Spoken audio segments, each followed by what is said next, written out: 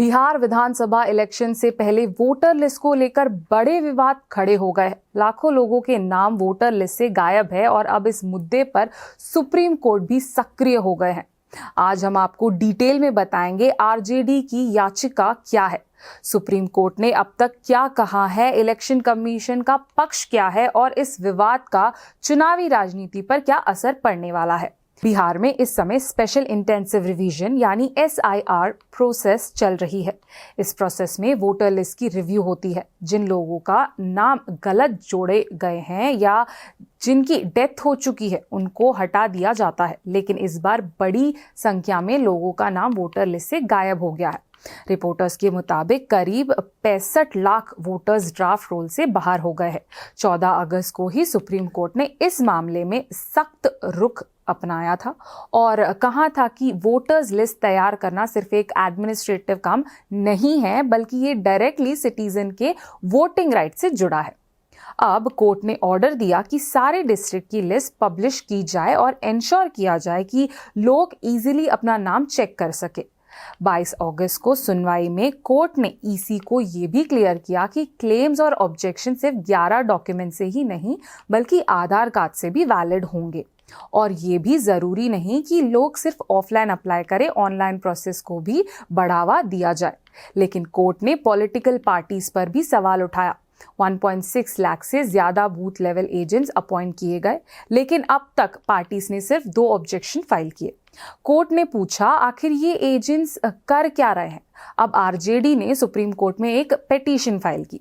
RJD चाहती है कि क्लेम्स और ऑब्जेक्शन के टाइम 2 हफ्ते और एक्सटेंड किया जाए, यानी 1 सितंबर से बढ़ाकर 15 सितंबर तक। पार्टी का कहना है कि जैसे ही कोर्ट ने आधार को वैलिड किया, क्लेम्स की संख्या डबल हो गई। 22 अगस्त को जहां सिर्फ 84,000 एप्लीकेशन थे, वहीं 27 अगस्त तक बढ़कर 1,78,000 हो गया। सिर्फ पिछले 2 दिन में ही 33,000 से ज्यादा क्लेम्स फाइल हुए। अगर समय नहीं बढ़ाया गया तो लाखों लोग वोट देने का अधिकार से वंचित हो जाएंगे। आरजेडी ने यह भी आरोप लगाया कि कई जगह इलेक्शन ऑफिसर्स अभी भी सिर्फ 11 आईडी प्रूफ ही मांग रहे हैं और आधार को इग्नोर कर रहे हैं, जो सुप्रीम कोर्ट के ऑर्डर की अवहेलना है। इलेक्शन कमीशन का कहना है कि बिहार की वोटर लिस्ट में काफी टाइम से गड़बड़ी थी और लगभग 20 साल बाद इतनी बड़ी रिव्यू हो रही है। ईसी ने यह भी बताया कि हर डिस्ट्रिक्ट की वेबसाइट पर एक्सक्लूड किया गए वोटर्स की लिस्ट अपलोड की गई है। पंचायत और ब्लॉक ऑफिस में भी ये लिस्ट चिपकाई गई है। रेडियो, न्यूज़पेपर्स, सोशल मीडिया और नोटिस के थ्रू लोगों को इन्फॉर्म किया जा रहा है। इसी का कहना है कि पॉलिटिकल पार्टीज को प्रोटेस्ट करने के बजाय वोटर्स की मदद करनी चाहिए। इस पूरे विवाद ने बिहार की राजनीति पर हलचल मचा दिया है।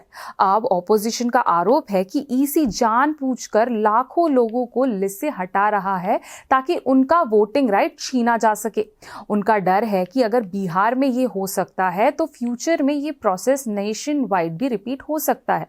वहीं एनडीए और ईसी का कहना है कि ये सिर्फ ट्रांसपेरेंसी के लिए एक जरूरी कदम है और इनमें से कोई राजनीति नहीं हो रही है।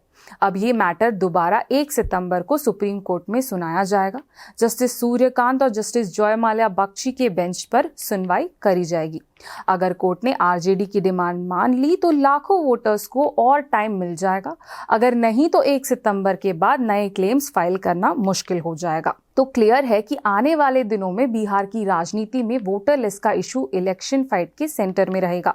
सवाल ये है, क्या लाखों लोगों का वोटिंग राइट साफ रहेगा या नहीं। अब सबकी नजरें 1 सितंबर की सुनवाई पर टिकी हुई है।